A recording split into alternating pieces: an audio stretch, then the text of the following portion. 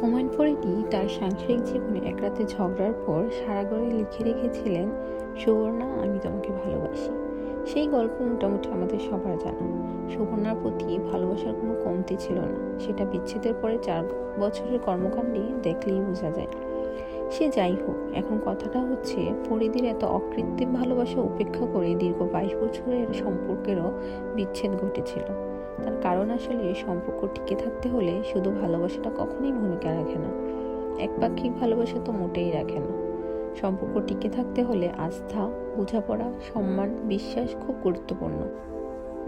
নীরবে সহ্য করা অবহেলা, কটু কথা, নিজের অজান্তেই কাছের মানুষটার উপরে আগ্রহ হারায়।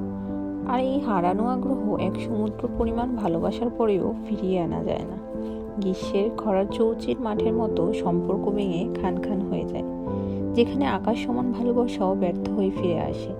তবে সুবর্ণা মুস্তফাকে যখন প্রশ্ন করা হয়েছিল কেন এই বিচ্ছেদ, তখন তিনি বলেছিলেন, আমাদের মধ্যকার বন্ধুত্ব নষ্ট হয়ে গেছে, তাই একসাথে থেকে তিক্ততা বাড়ানোর চাইতে আলাদা হয়ে সম্পর্কের বাকিটুকু বাঁচিয়ে রাখাটাই আমরা শ্রেয় মনে করি।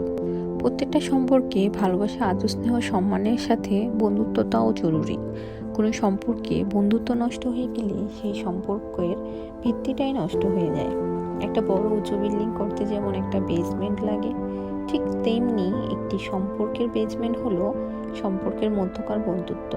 সেই বন্ধুত্বের বেসমেন্ট এর উপর দাঁড়িয়েই সারা জীবন সম্পর্ক মাথা উঁচু করে বেঁচে থাকে।